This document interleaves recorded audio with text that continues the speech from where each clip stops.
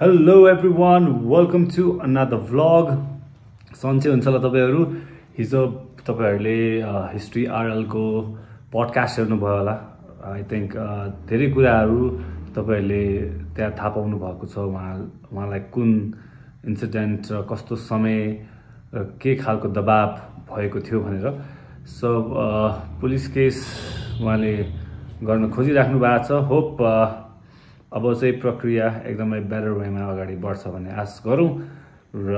Best wishes to हाम्रो mister history RL हाम्रो Arjun for his future अझ राम्रो होस् र तपाईहरु पनि सन्चै हुनुहुन्छ होला आज शनिबारको दिन आज Lalitpur FC versus Dhangadhi FC मेरो सपोर्ट चाहिँ if I have to personally go it would go for Dhangadhi FC किनभने ललितपुर एफसी डिफेन्डिङ च्याम्पियन हो जहिले पनि एउटा राम्रो खेल खेल्दै आएको ललितपुर एफसी लाई राम्रो कम्पिटिसन दिने धनगढी एफसी पनि हो र भोलिको गेम चाहिँ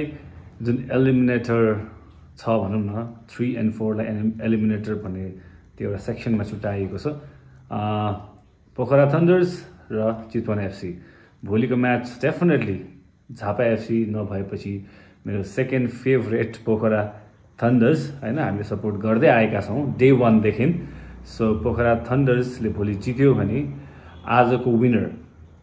चाहिँ होइन है फेरि आजको विनर होइन आजको जो लुजर हुन्छ उसँग कम्पिट गर्छ है सो पोखरा थन्डर्सले भोलिको म्याच जित्नु पर्छ अनि जित्यो भने आजको म्याचको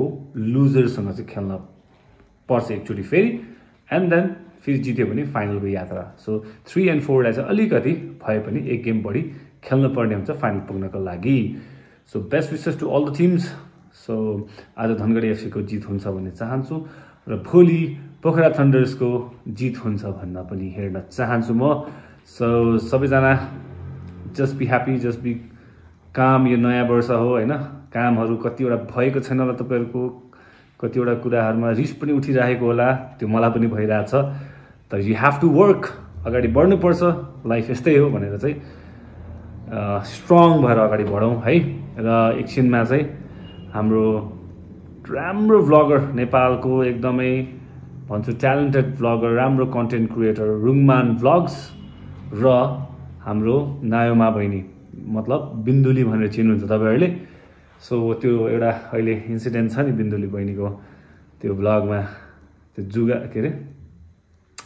जुगा थियो हैन त्यो पर्कको मासुमा त्यो विषयमा पनि सोध्छु म हैन र अरु मदरहुडको विषयमा अनि अहिले जुन प्यारेन्टहुड भएपछि प्यारेन्टहुड लाइफमा आएपछि चाहिँ कस्तो खाले परिवर्तन कस्तो खाले एडभाइजहरु यंगस्टर्सलाई दिन चाहनुहुन्छ फर द अबाउट फ्यामिली हैन फ्यामिली सपोर्ट अबाउट हैन लाइफमा कस्तो मान्छेहरु चाहिँ वरिपरि हुनुपर्छ यो सबै कुरामा आज रुङमान र हाम्रो बिन्दुली बहिनीसँग गर्छु सो उहाँहरुलाई पनि म एकछिनमा फ्रेममा अवश्य नै ल्याउने छु सो गाइज भ्लगलाई चाहिँ माया गर्नु होला है त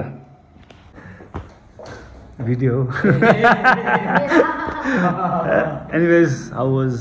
it was lovely podcast? Always lovely with my dear brother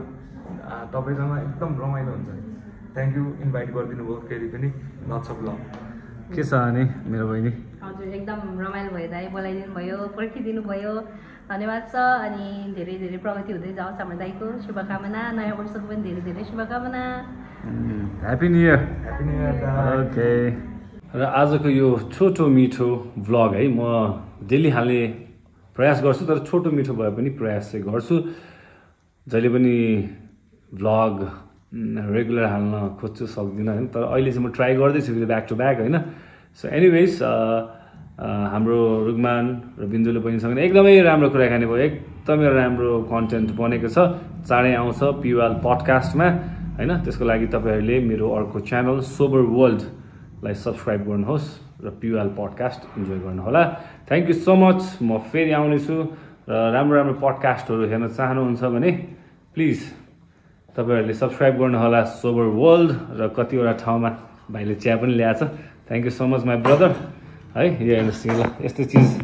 यस्तो चीज खानुपर्छ कोही कोही बेला तर यो लाफिङ चाहिँ म हतपति खाँदिनँ कोही कोही बेला मात्र हो यो कोही कोही बेला मात्र हो हैन ब्रो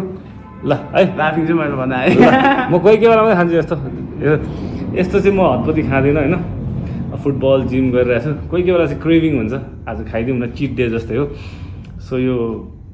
चाहिँ अभोइडै गर्नुपर्छ लाफिङहरू है मोमोहरू अलिक कम नै खानुपर्छ